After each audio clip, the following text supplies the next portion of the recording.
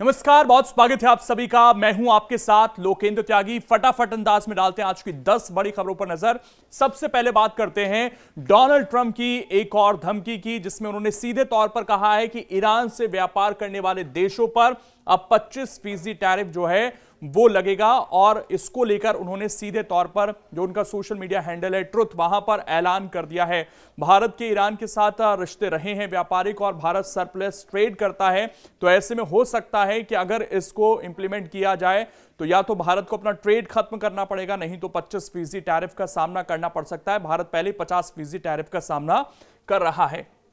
अगली खबर जो है वो बांग्लादेश से जुड़ी हुई है, जहां पर हिंदू युवक की पीट पीट कर हत्या की गई है और 25 दिन में यह 8वीं हत्या की वारदात जो है यहां पर देखने को मिली है। लगातार जो है अल्पसंख्यकों को निशाना बनाया जा रहा है।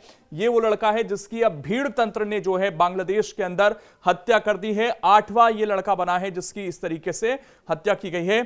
इसके नाम अगर हम डिटेल्स बताएं आपको तो समीर दास जो है 28 साल का था। पीट पीट कर इसको मार डाला।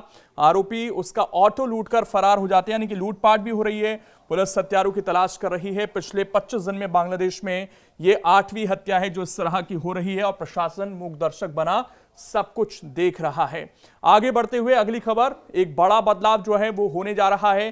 प्रधानमंत्री कार्यालय का पता जो है वो अब बदलने वाला है और प्रधानमंत्री कार्यालय कल से साउथ ब्लॉक छोड़कर सेंट्रल विस्टा परियोजना के तहत अब नए दफ्तर में काम करेंगे। यह बदलाव 1947 के बाद पीएमओ के इतिहास में सबसे बड़ा स्थानांतरण जो है वो होने जा रहा है। आपको बताया कि सेंट्रल विस्टा प्रोजेक्ट जो है केंद्र सरकार लेकर आई थी, जिसमें पीएमओ भी है, जिसमें आपको बता दें कि तमाम जो दफ्तर हैं वो बनाए गए हैं और प्रधानमंत्री का दफ्तर भी जो है अब बदलने वाला है। अगर हम बात करें जगह की तो ये बहुत बड़ा स्थानांतरण है और इसका जो नाम है वो भी बदला गया है। सेवा तीर्थ इसका नाम जो है रखा गया है और अब साउथ ब्लॉक से स्थानांतरित होकर सेवा तीर्थ में जो है प्रधानमंत्री काम करते हुए नजर आएंगे। इसके बाद अब बात करते हैं ममता बनर्जी की, जिनको लेकर लगातार जो है केंद्रीय एजेंसियां इस वक्त एक्शन में हैं।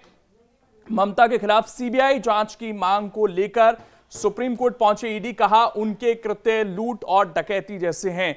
ये क्यों कहना पड़ रहा है कि इस तरह के कृत्य हैं, क्योंकि आपको याद होगा कि आईपैक के यहां पर जब ईडी कार्रवाई करने गई थी तो ममता बनर्जी पहुंच गई थी और वहां से कुछ फाइलें लेकर आ गई थी और इसीलिए जो है ये नाराजगी देखने को मिल रही है। आगे बढ़ते हुए बात करते हैं प्रयागराज की। 2 करोड़ श्रद्धालु मकर संक्रांति पर डुबकी लगाएंगे। 24 घाटों पर मेला प्रशासन ने इंतजाम जो है किए हैं। ये तस्वीरें जरा आप देखिए।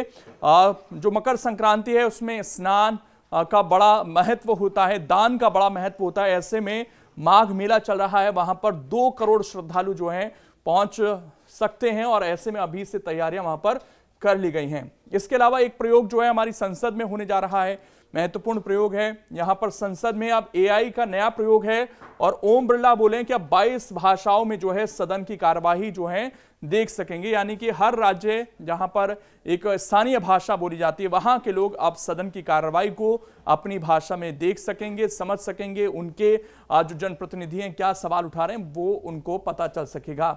वहीं सबको इंतजार था वंदे भारत स्लीपर का, लेकिन इसमें सीधे तौर पर यह कहा गया है कि इसमें वेटिंग टिकट, आरएसी की सुविधा नहीं मिलेगी, वीआईपी कोटा भी नहीं चलेगा। तो होगा क्या? रेलवे ने साफ तौर पर कहा है कि कंफर्म टिकट है तो ही आप जो है इस स्लीपर में जो ट्रेन आ रही है वंदे भारत उसमें सफर कर सकते हैं।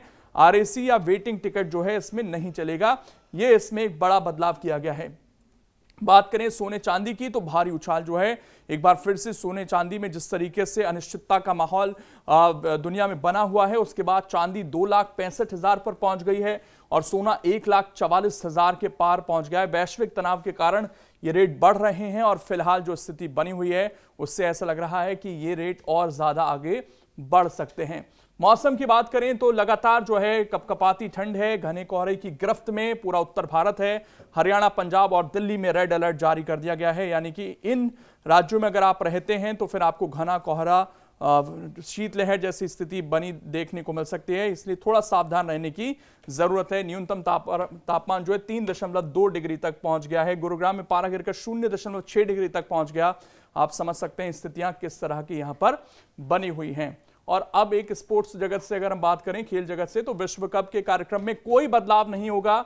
आईसीसी ने भारत में सुरक्षा का भरोसा दिया है और बांग्लादेश के लिए झटका है जो ये मांग कर रहा था कि हमारे मैच जो हैं श्रीलंका में कराए जाएं। ऊपर से पाकिस्तान कूद कर आकर कहता है कि हम होस्ट कर सकते हैं, लेकिन स्थिति स्पष्ट है कि भारत में ही मैच होंगे। आईसीसी ने इसको लेकर साफ कर दिया। तो ये थी आज की 10 बड़ी खबरें।